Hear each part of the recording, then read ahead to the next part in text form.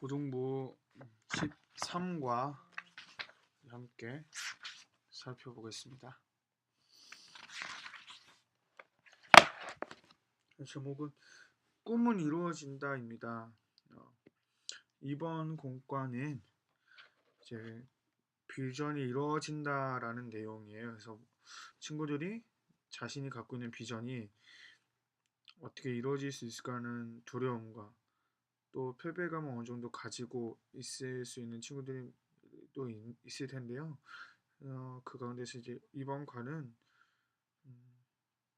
우리가 가진 비전들이 창조하시는 은혜에 가진 하나님께서 어떤 그 말씀을 통해서 이루어지는 것이다 라는 것을 이야기해주고자 하는 본문이고요. 어떤 그렇기 때문에 이번 과의 제목도 꿈은 이루어진다 라고 정해졌다고 합니다.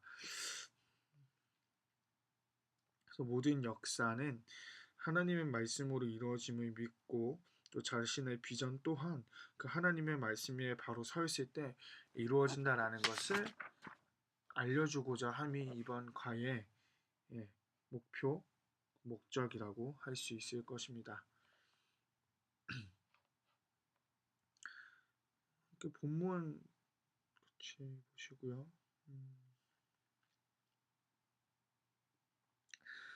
하나님이 지으신 그 모든 것을 보시니 보시기에 심히 좋았다. 하나님께서 천지를 창조하시고 그 천지 창조의 완전함을 나타내어 주는 구절이죠. 모든 하나님이 지으신 피조물들이 하나님이 보시기에 좋았다 라는 것입니다. 부족함이 없는 창조였음을 말해주고 있죠.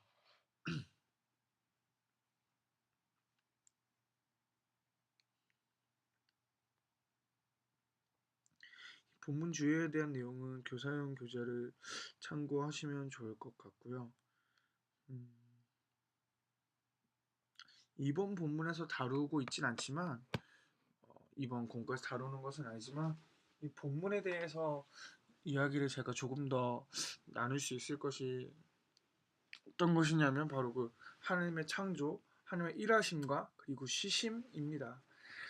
하나님께서 6일 동안 창조의 사역을 온전히 맡기신 이후에 일곱째 날에 쉬셨습니다.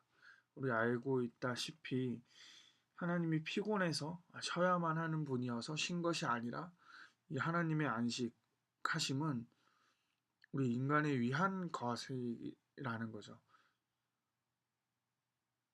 일하심과 안식하심이 인간의 위함이었다라는 것입니다. 그 말은 무엇이냐면 즉 우리는 일하는, 노동하는 것과 또한 휴식하는 것을 통하여서 하나님과 교제할 수 있고 하나님의 축복을 누릴 수 있다라는 것이죠. 어떠한 노동간에 관한 개념인데요. 우리들은 흔히 어떠한 직업을 갖고 또 일을 해나감에 있어서 시간이 지나면 지날수록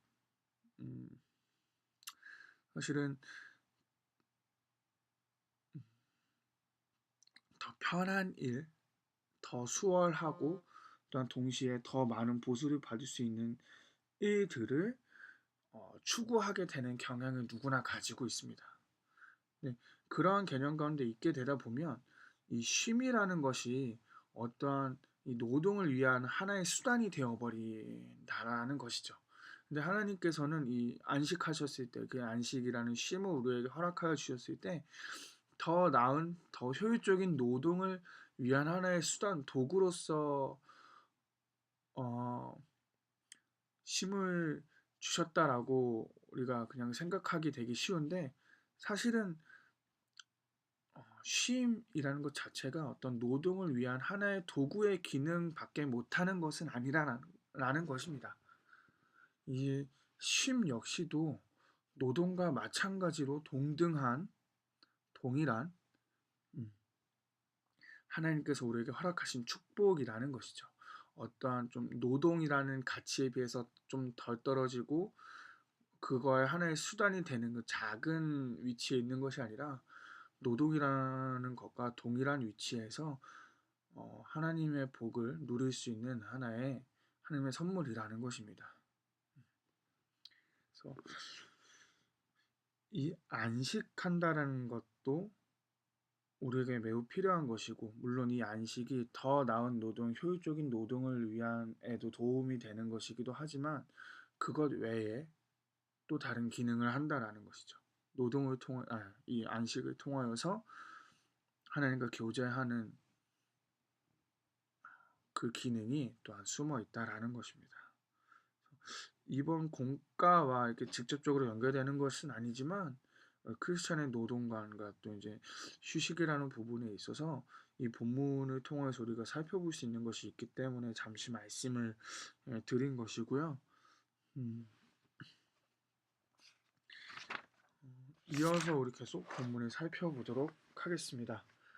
마음여기 부분, 다음에 나오는 기술자들 주로 사용하는 도구들에는 무엇이 있을까? 함께 이야기를 나눠보시고, 이 내용 자체는 또 하나님께서도 이 세상의 모든 하나님의 계획을 성취하여 나아가실 때 사용하시는 도구가 있다라는 것을 함께 나눠주시면 좋을 것 같습니다. 그 도구는 바로 하나님의 말씀, 그리고 또 우리들, 하나님의 자녀된 우리들의 삶을 통하여서 이 세상을 이끌어 가신다라는 것을 함께 나눠주시면 좋을 것 같습니다.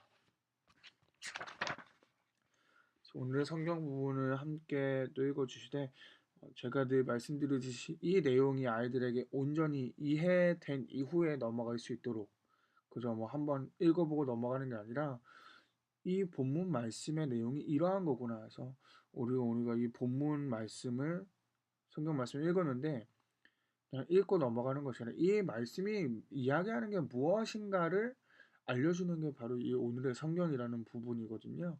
그래서 이 내용을 온전히 인식하여서 이 창세기 1장 24절, 2장 3절의 말씀은 이 오늘의 성경이 얘기하고 있는 이런 이야기를 담고 있구나라는 것을 아이들이 온전히 이해하고 넘어갈 수 있도록 구체적으로 함께 나눠주시고 아이들이 파악할 수 있게 도와주시면 더 좋을 것 같습니다.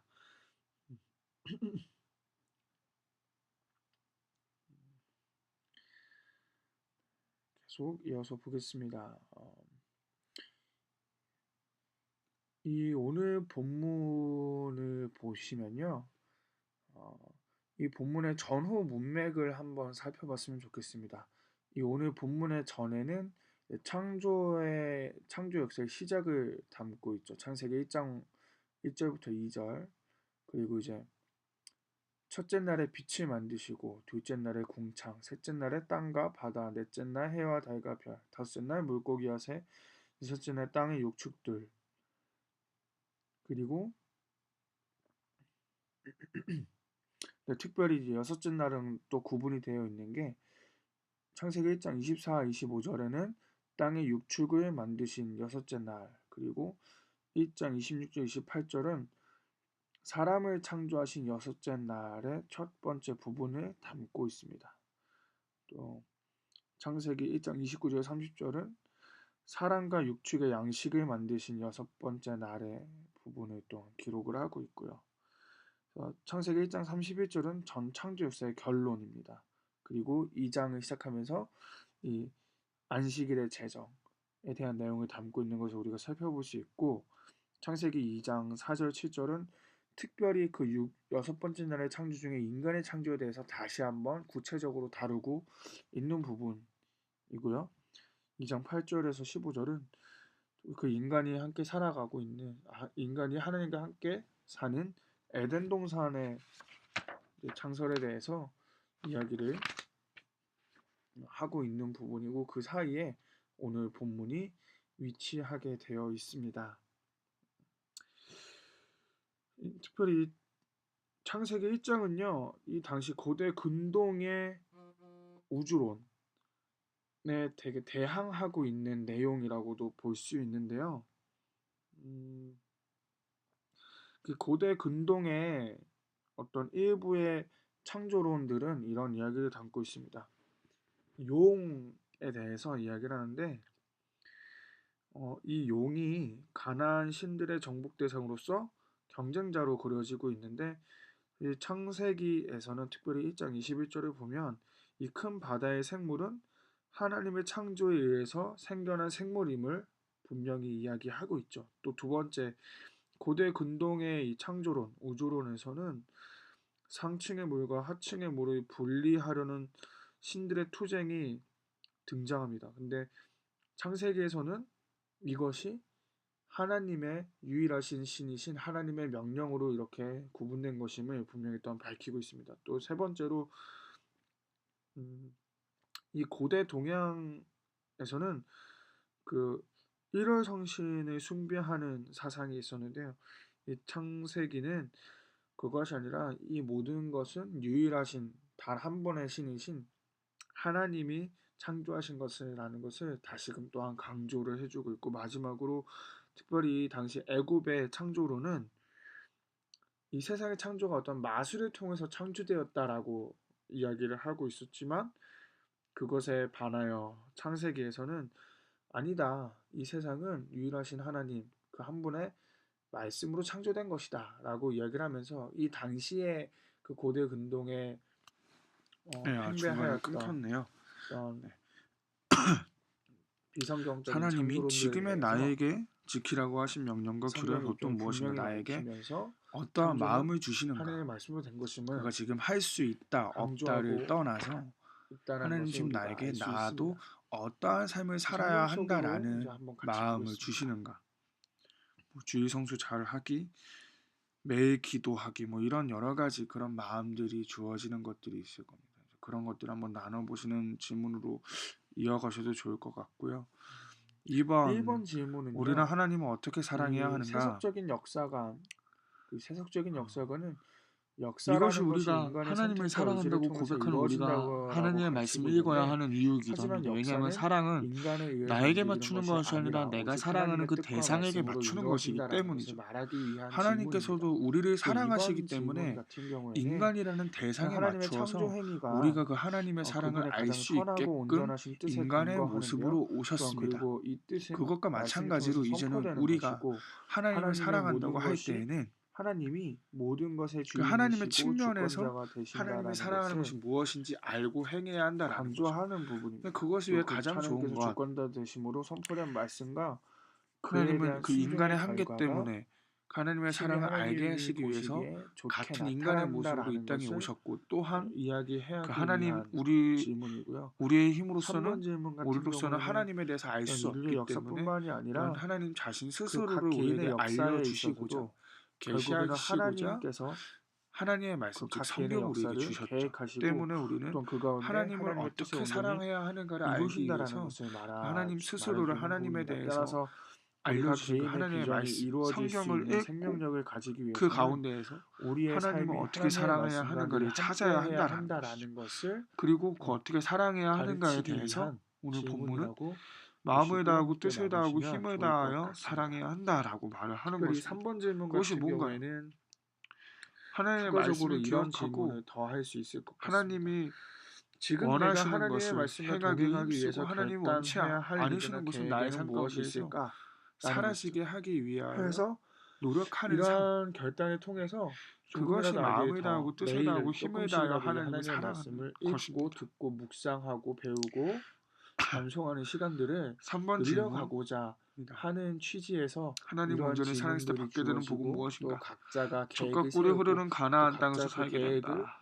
세운 것을 잘 아, 이루어갈 수 있도록 선생님들이 격려해 주시고 하는 그 직접적으로 역할을 얘기하면 이러한 구원입니다. 질문을 통하여서 또 시작을 해 가시면 구원이고 좋을 것 같다라는 천국에서의 생각을 영원한 삶을 합니다. 말하는 것이죠. 생활 속으로 부분은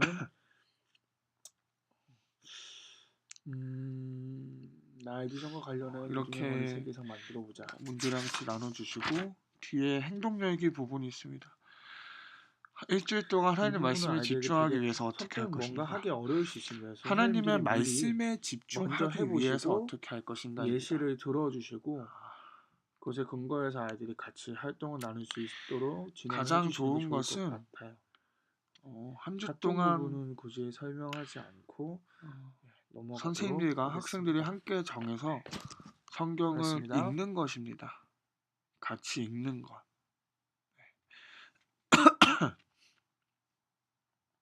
선생님도 같이 읽고 학생들도 같이 읽을 수 있도록 격려해 주시는 것. 그리고 그 가운데에서 선생님이 먼저 읽고 그 내용들을 통해서 읽으시고 나서 묵상 후에 음, 하나님께서 허락하신 또 여러 가지 생각들이나 은혜를 아이들과 매일매일 함께 뭐 카톡이든 뭐 여러 연락소를 통해서 나눠주시는 것. 그것이 가장 좋습니다. 선생님이 하시지 않으시면 아이들도 하지 않고 어, 선생님이 하시지 않으면서 아이들에게 해야 한다라고 말씀하시는 것도 사실 바람직하진 않죠. 그래서 다음 한 주 동안에는 아이들과 함께 그 하나님의 말씀을 읽고 그 읽은 내용들을 먼저 학생들에게 나눠주고 학생들도 자유롭게 나눌 수 있도록 여러 가지 연락 수단을 통해서 그렇게 해주시는 것이 가장 좋다고 생각합니다. 물론 그렇게 안 하셨었다면 지금까지 당장 그렇게 한다고 해서 아이들이 잘 따라오진 않을 것입니다. 그렇다고 해서 아이들이 안 한다고 해서 선생님들도 포기하시면 안 되고요. 그렇게 시작을 하시고 한 주 동안 아이들이 하든 하지 않든 선생님은 계속 하고 있다라는 모습을 보여주시는 것이 가장 중요합니다. 그러다 보면 이거 해야 되는 거구나. 선생님도 하는구나 라는 것을 아이들이 차츰 깨닫게 되고 또 함께 하게 될 것입니다. 그래서 이 행동력의 부분은 특별히 선생님들이 함께 하나님의 말씀을 읽고 아이들에게도 읽자고 같이 격려해 주시고 먼저 읽으신 내용들에 대해서 아이들에게 먼저 오늘 이 부분 읽었는데 내용이 이렇고 어떠한 생각이 들었다. 아이들도 읽고 하나님이 주신 은혜가 있으면 같이 나눴으면 좋겠다. 이런 식으로 해서 먼저 선생님이 나도 읽었다. 그러니까 너희들도 같이 읽어보자. 라는 식으로 격려해 주는 방향으로 한 주 동안 갔으면 좋겠습니다. 그렇게 가는 것이 가장 좋을 것 같고요. 그래서 분량은 각자 아이들하고 같이 나눠주시면서 정하시면 좋을 것 같습니다. 뭐 하루에 한 장도 좋고요. 뭐 아니면 뭐 한 단락도 좋고요. 잠언을 한 주 동안 함께 묵상해 주시는 것도 좋을 것 같다라는 생각이 듭니다. 잠언은 네, 또 어렵지 않은 문체이고 내용이고 또 더불어 대교훈적인 의미를 갖고 있기 때문에 함께 나누시면서 하는 것도 크게 어려움은 없을 것 같다는 생각이 들기 때문에 뭐 한 장씩 하실 계획이시라면 잠언을 같이 하루에 한 장씩 뭐 1장부터 7장이 되겠죠. 한 주니까 그렇게라도 한번 같이 해주시고 더 가장 좋은 건 그것이 이제 계속 그 다음 주도 이어지면 가장 좋겠지만 그렇게 이어지진 않더라도 한 주 동안만이라도 같이 하실 수 있도록 아이들이 잘 못 따라와도 선생님은 꾸준히 하시고 아이들에게 내가 꾸준히 해왔다라는 것을 보여주실 수 있도록 한 주를 그렇게 나눠주시면 좋을 것 같습니다. 이번 믿음 같은 내용 어, 별로 와닿지 않는 내용인데 믿음 같은 넘어가도록 하겠습니다.